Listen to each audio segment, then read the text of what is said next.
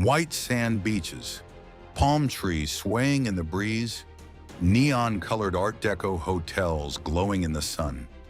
That's the image most people have when they think of Florida, a postcard paradise, a place for vacations, sunshine, and pure relaxation.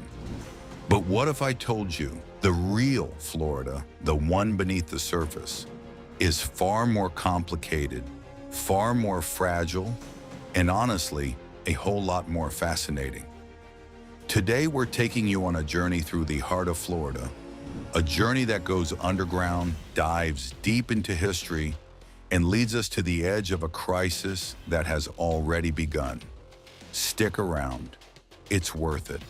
Let's start with something most tourists never see: the ground beneath their feet. Florida is the flattest state in the entire U.S. Its highest point, Britton Hill, sits just 345 feet above sea level. In any other state, that would barely count as a hill. But the truly fascinating part lies deeper. Literally, beneath Florida lies a massive foundation of porous limestone, a gigantic sponge that absorbs water, stores it, and slowly releases it. In the northern part of the state, this feeds an invisible network of underground rivers and freshwater springs. Sounds amazing, and it is. But there's a price, because that porous underground is treacherous. In northern and central Florida, sinkholes open up without warning as acidic rainwater dissolves the limestone below. Houses, roads, sometimes entire street sections just sink in an instant. Florida is a land that literally floats on water and is surrounded by it on both sides, the Atlantic to the east, the Gulf of Mexico to the west. Anyone who thinks that's just a geographic curiosity hasn't understood how deeply this geology has shaped the entire history of this state. Florida stretches nearly 500 miles from top to bottom, and that creates two completely different worlds sharing the same name. Head up to the far north and you'll find cool, dry winters, frost at night. In the narrow panhandle, it even snows occasionally. The landscape, rolling hills and dense pine forests. And then there's the St. Johns River, a genuine oddity that flows north, stubbornly against convention. Drive south and the air gets heavier, humid, warm. It carries the smell of salt and tropical blooms. Mangroves replace pine trees. Endless summer, and with it, everything that comes along, including hurricanes. This invisible climate boundary has shaped Florida more powerfully than any political decree ever could. It decided where cities were allowed to rise and where the land would stay wild. Florida is home to nearly 23.5 million people, the third most populous state in the U.S. But look at a population density map and you'll stop and stare. The South, a sea of lights. The North, especially the Panhandle, almost dark. Why? The answer lies along the coastlines. Miami or Naples, fine white sand, perfect for mass tourism. The Panhandle coast, often marshy, muddy, lined with mangrove forests, ecologically priceless. For 20th century package tourism, a total turnoff. Then there was a geographic disadvantage. The North sat too close to New Orleans, which pulled the entire region's shipping traffic toward itself for decades. The Panhandle never had the chance to develop its own deepwater ports. While the South built railroads, highways, and major harbors, the North stayed rural. That legacy is still felt today. In the 20th century, the gap really started to widen. Miami, Tampa, and Fort Lauderdale grew up around their ports, gateways for international trade, tourism, and shipping. And then there was Orlando, no coastline, sitting in the middle of citrus groves, and yet one of the most recognized cities on the planet.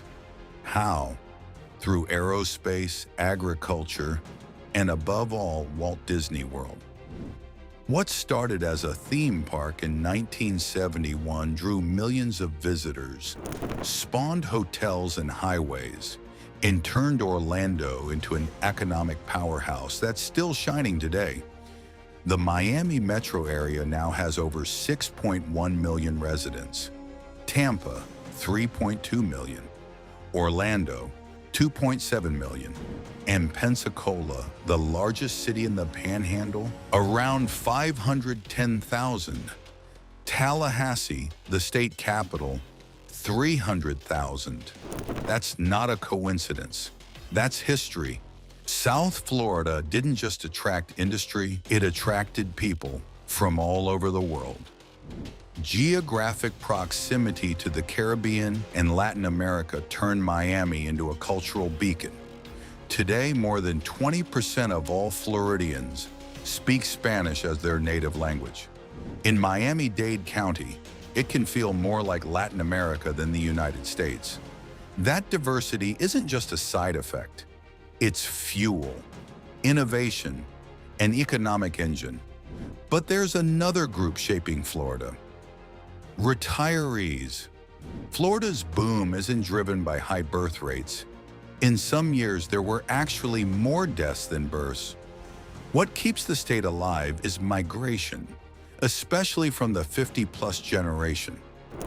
People chasing warmth, lifestyle, sunshine in their golden years. They always end up in the South. Now, the darkest chapter. Florida is one of the most biodiverse places on Earth. Over 4,000 species of animals and plants live here and nowhere else. The Everglades, the coastal wetlands, these aren't at tourist attractions. They are life-sustaining ecosystems. But explosive growth has pushed this nature to the brink. Where panthers once roamed and manatees grazed in quiet bays, 8-lane highways and endless suburban sprawl now run. Wildlife rescue stations see the consequences every day. More and more injured animals, victims of a civilization that leaves no room for them. And then there's climate change.